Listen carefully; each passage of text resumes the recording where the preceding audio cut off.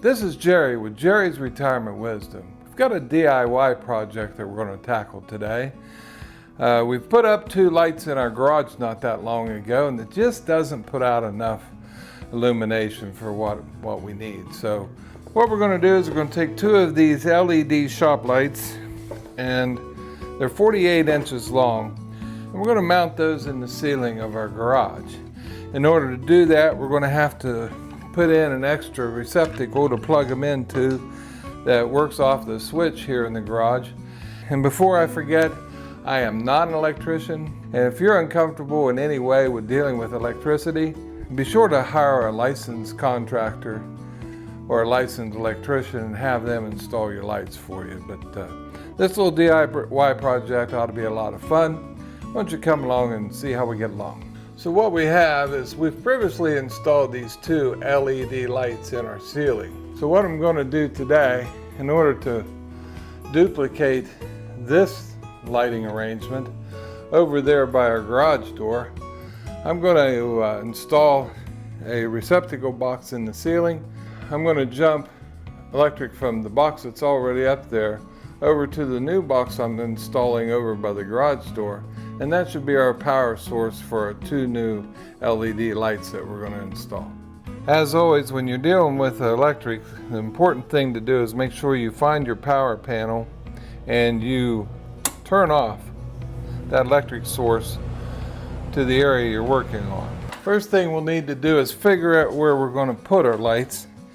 I know from installing the old ones that I need to have a stud that'll run right down the length of our light installation. We know that our garage door opener over here was installed on a stud, so about 4 feet from there, or in this area here, we need to find a stud. And what I'm going to use to do that is a Zircon stud finder. Pretty simple operation. You just turn it on and it lights up, and you slide that stud finder, and we'll slide that stud finder across the ceiling here, and when it finds the wooden stud, it's going to indicate with light, and we can make a mark. And it'll stay lit for the width of the stud, so which should be about 1.5 inches. So to right there, do this again. So actually our stud is right here over to here,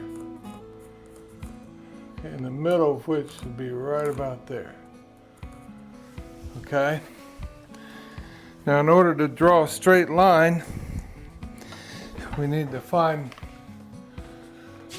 2 more stud locations. And since we have a rough idea now of where we're looking,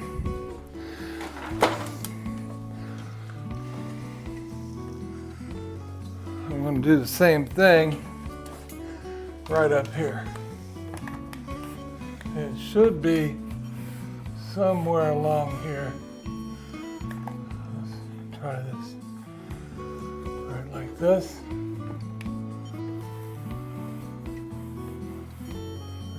First mark,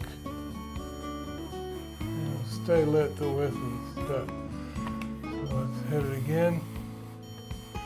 There. One other way to see is just to simply knock on your drywall. You'll hear it more solid when you get to the stud. So pretty confident.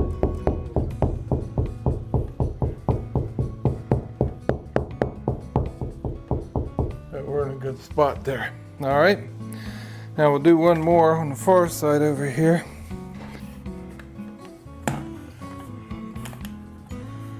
Be right across here somewhere, anytime. So with my studs marked, I should be able to take this straight edge and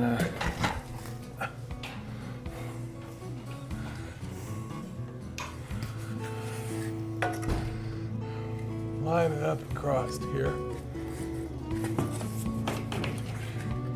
that center point to this center point. That should give us a line to put our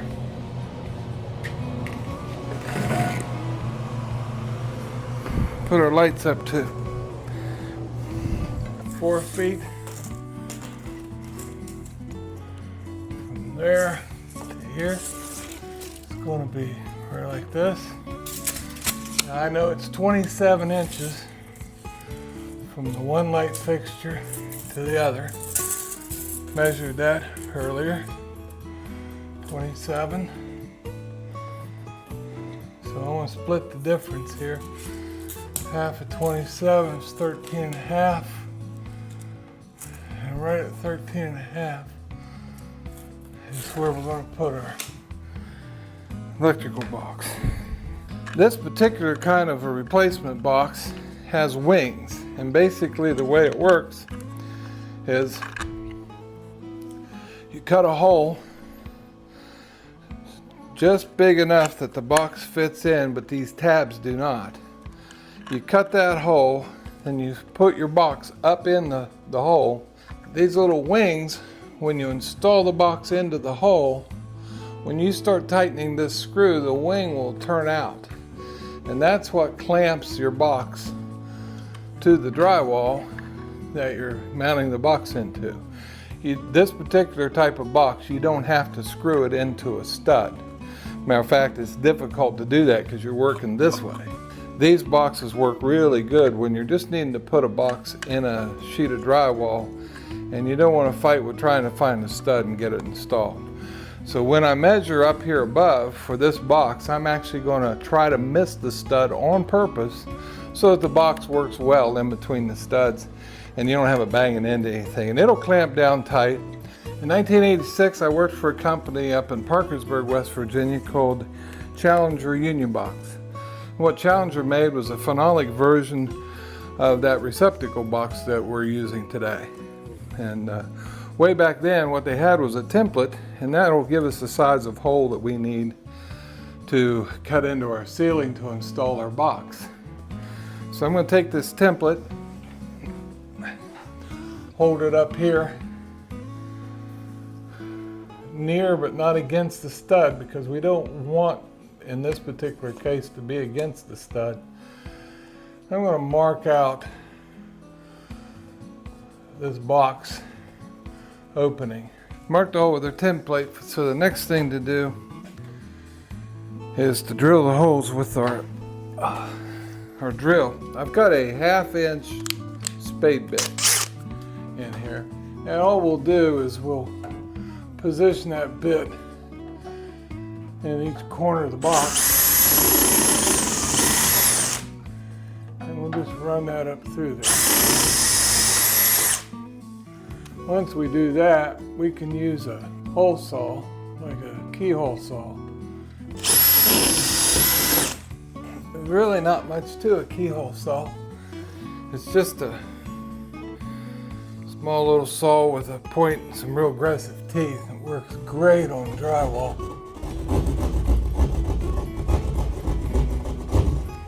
In case you're wondering, I've been up in the attic and I know there's nothing above here. For your sake, if you're doing this, you probably want to make sure there's no electric wires or plumbing or insulation that can be a problem or anything like that. I've been up in this attic a couple times. I happen to know this is just an empty area. So, like I said, nothing up there. We've got a hole for a box cut, and we're good to go there. Next thing we probably need to think about is what have we got on the other end as far as connection up there, because we're going to need to run some wire. All right, so we've run our wire through our receptacle hole that we made, and I've stripped it back so I have our neutral, our hot, and our ground wire. And I think what we'll do before we bother with the other end of this wire is we'll go ahead and get this ready and install it up in our box. So we want to take our wire And in the back of the box there's 4 openings for wire to go through. And we're going to feed that wire into one of those openings. And you want to press that wire all the way in until the insulation is inside the box. Okay? So we've got that done. We're going to do all this before we put the box in the ceiling because it's much easier to work on here on the ground than it is to stand up there reaching up overhead. And then I want to look at our receptacle. There's actually a strip gauge on the back of the receptacle that tells us how long to strip the wire off of, or the insulation off of our wire. And it looks to be about a 1/2 inch. So we're going to take our wire strippers and feed that wire in there so that it's got about a 1/2 inch to be stripped. There we go. We'll do the same thing with the primary, or what will become our hot. Now these box receptacles, they're made so that you can feed your wire in the back and then tighten them down. There's some that are really inexpensive. You poke the wire in there and there must be a blade in there or something that holds that wire. But I don't find that to be a real reliable way to do it. But this is a little more well-made receptacle. So it has the fixtures on the sides here that make it much better. Okay? And in order to hook your ground wire to a receptacle, that wire is going to wrap around this green screw with the aid of a screwdriver. And the thing to know about this screw is you need to have the hook on your ground wire or turning clockwise so that as you tighten that green screw, it's also tightening the screw down on your ground wire. So to do that, you make a hook that hooks in the clockwise direction. Now, I usually put the ground wire on first, slip that up under there. There's also a little metal lip by your ground wire, and you want to get the line feeding in past that lip. That's what keeps it from coming out from under there as well. Got ground wire good and tight. Okay. Next thing we're going to do, we're going to feed that neutral wire under the side of the receptacle that has the silver looking screw. And that indicates the neutral side. Make sure that's well seated down in there and tighten that up. On the other side of your receptacle are these brass colored screws, and that's the side that we're going to install our hot wire, or a positive side. Got everything snug. We'll feed our wires back into the box, making sure that we don't pull anything loose. Got our receptacle in place and tightened down. Next thing we're going to do is we've got our receptacle mounted in our receptacle box. We'll go ahead and push it with the wings collapsed right up in there.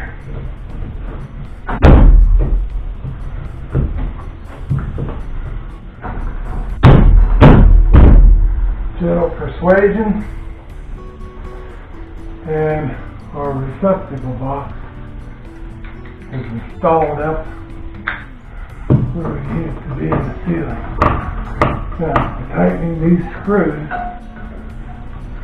we should be opening the wings and tightening that box from coming back down out of here. We've got our box and our receptacle installed. All I'll need to do is acquire a cover for that, and that takes care of this end. Now we need to move to the other end. We've got our wires that jumped from the other side over to here. We brought those through the attic. We're going to install these wires according to the color of the screws in the back. Now, receptacles are made to jump current from one receptacle to another. That's why they have the multiple set of screws. So all we have to do here is put our primary wire, or what will be our hot wire, in the additional screw in here. Tighten it down. Over on the other side, we can put our neutral into place. Tighten it down. So what I have here is an extra little piece of ground wire I cut off at the end of our coil of wire that we didn't use. We'll make that hook in it like we talked about before, so I can screw it to my receptacle here. The other thing we're going to do, we'll bring these three pieces together. We've got our ground coming from our new assembly over there. We've got ground wire here. We'll bring those three together and we're going to use a wire nut. And we'll just fasten those three grounds with a wire nut so that they're in here twisted tight together. So then we take our jumper that we added, we're going to bring it around here and we'll put it under our green ground screw on our receptacle and tighten that down. We're all hooked up. Okay.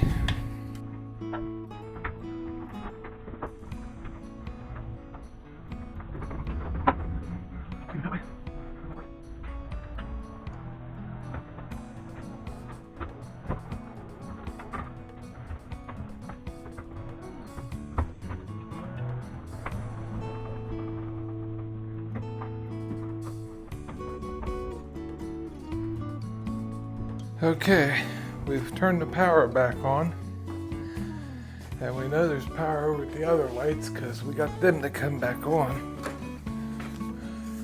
Let's check this. We've now got power to our new receptacle. I don't have a cover. We're going to have to get a cover later. Got our table cleaned off here. Let's open one of these up and see what we got. They come with hanger brackets, screws, screw hooks, and some chain. What I'm going to do for my shop lights is just drill a couple holes in the body of the light. That'll allow me to hang the lights directly onto the ceiling and don't have to worry about chains and all that sort of thing. I'm going to come in about 7 or 8 inches, and right in the middle on each end we're just going to drill ourselves a hole.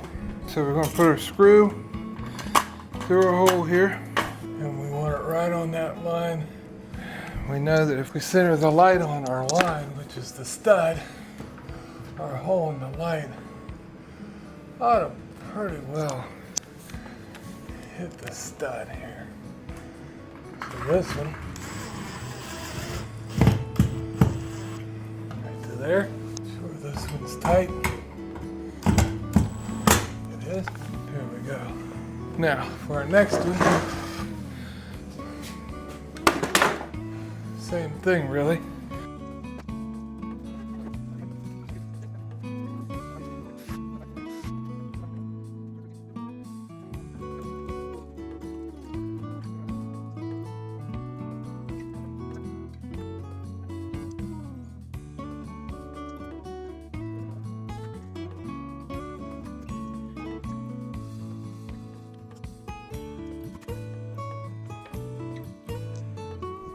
This has been Jerry with Jerry's Retirement Wisdom. Today our DIY project was to put up 2 new LED lights here in the garage. That required us to put in a new receptacle. And of course, just a reminder, if you're watching this video and decide to tackle our project, if you're not comfortable with doing electrical work for yourself, be sure you hire a licensed electrician. We hope you like our videos. If you do, be sure to like and subscribe, and we'll keep those videos coming. We'll see you next time.